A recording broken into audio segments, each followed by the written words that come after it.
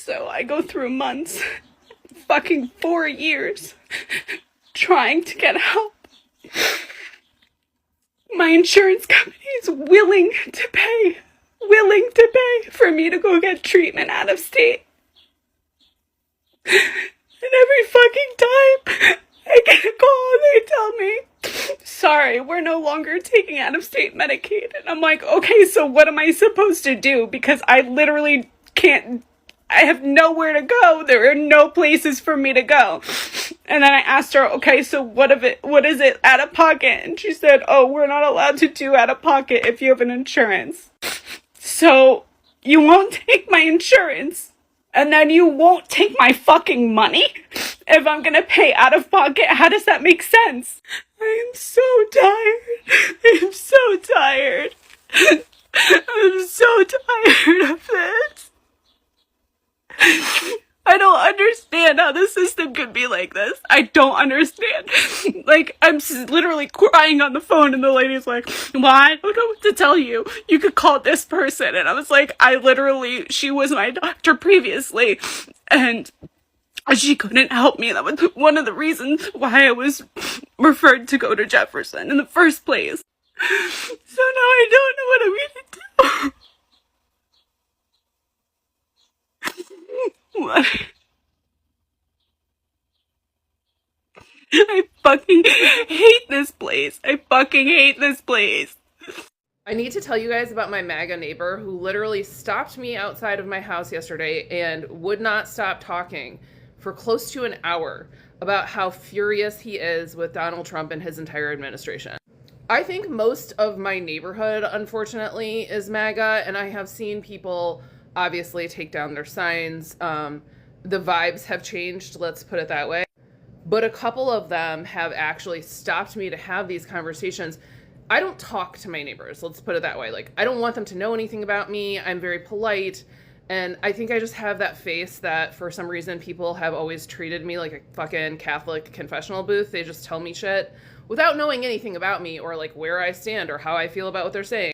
And I did end up telling him that I never voted for Trump, not once, and that, but I also told him, hey, I will tell you, I did not see this war in Iran coming. I thought that he would dismantle social protections for women and LGBT people and the ICE stuff. Absolutely. I knew he would do all of that.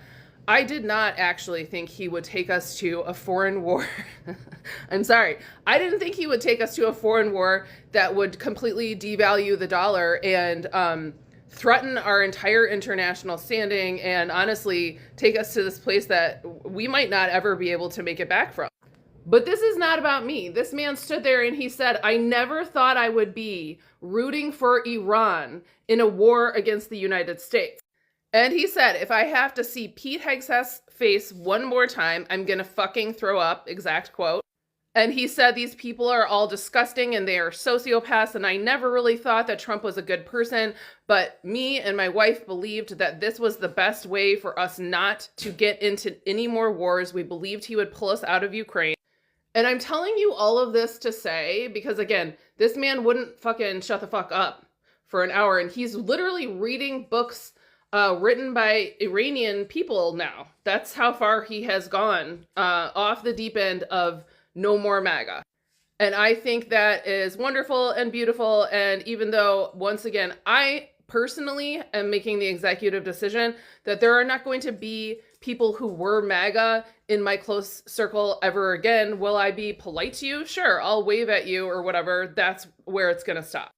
But I really don't think that it has sunk in for people who are still involved in this administration how much they have lost their base. Their base is gone. I am so genuinely at a point where the thought of having to have a conversation with anybody who voted for Trump, still supports Trump, makes me want to die. Like, at this point, it has been proven time and time and time and time again that it was a mistake to vote for him. And they don't admit it. Some people admit it. I'm not going to say that there are not people who are like, okay, this was stupid. But there are so many that are still 10 toes down. 10 toes down on, yep, he's doing great. He's making America great again. Have you checked gas prices? That was one of your things, right? Cheaper gas, cheaper groceries, no more war. Those things mattered to you, right? Yeah, well, he lied to you. Newsflash, she was right. You were wrong. She told you this was going to happen. We told you this was going to happen. Gas is so ridiculously expensive, and it's just going to keep getting worse because, also, newsflash, bombing Iran to help his little buddy he's in his pocket just to cover up whatever Donald Trump has done wasn't a good idea. It was not in the interest of the American people. None of it is. None of our tax dollars are going to anything that actually benefit Americans. And if you aren't sick of it yet, dear God, I'm begging you to wake up.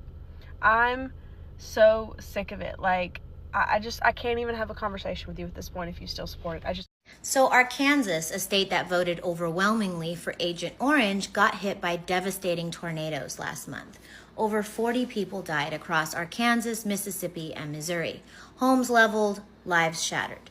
Governor Sarah Huckabee Sanders, his former press secretary, and the entire Arkansas GOP delegation begged him for federal disaster relief. They were like, please, sir, can we have some aid? And Captain Comover said, no. Why? Because he's on a mission to dismantle FEMA. He signed an executive order to shift disaster relief responsibilities to state and local governments. This is the same guy who once said, I don't care about you, I just want your vote. And now he's proving it. So to the people of Arkansas, you voted for him, he denied you aid. It's the ultimate bait and switch. They were sold a story. Sacrifice compassion for strength. Cut help for others to save America. Screw the world. We come first. And then when they needed help, he ghosted. And still they cling. There's over $100 billion in disaster aid just sitting at FEMA. Staff are waiting for instructions because America first somehow became compassion last. I remember the last time tornadoes hit in 2023. Aid was granted within 48 hours. Different leader, different values. Because to admit they were conned would mean facing that they cheered the cruelty, thinking it made them strong. That's an identity collapse most people can't handle. So instead they double down. This isn't about politics, it's about humanity. And right now, it's in short supply. So yesterday, the governor of Arkansas, I'm not going to say her name, but y'all know that big pasty split in picnic tablecloth I'm wearing. My daddy was the best governor in Arkansas, pick me ass bitch that we got in office right now. Decided to bring Charlie Kirk's wife down here. She don't even got a name because I only know you for being the wife of the man that had such bad ideals that somebody decided to blow his head off in front of the world. She brought her down here to basically sell the fact that she wants to put a Turning Point USA chapter in every high school in Arkansas. Here's the problem with that. You made such a big deal that you've changed the laws to take Black history, certain history classes, certain chapters that protects kids and their ideals out of high schools. And it's not even just Black history. You've made it to where the LGBTQIA community in these high schools is not protected. These kids cannot take Black history classes and get the credits that they need for school because you don't think it's ideal. You don't think it's needed. But you think that it is okay to put a racially divided group, a group of people that are stuck in the 1960s in every high school in Arkansas. So this is my counter to that. If I can have my kids being offered a chance to join Turning Point USA in high school, I also think they should have a Black Party division in high school. The NAACP should be in high schools. It's no longer college. I understand why colleges are more protected and able to have these groups. But if we're going to put a Turning Point chapter in high schools, let's put the NAACP in high schools. Let's put SNCC in high schools. The Black Panther Party initiative for high schoolers. Let's do it. Like, we should be able to have both, right? Why not? Because one is more radical than the other? Or you don't want the racial divide that you're constantly pushing but stating you're not pushing. Like, you're trying to take Arkansas back to the 1960s.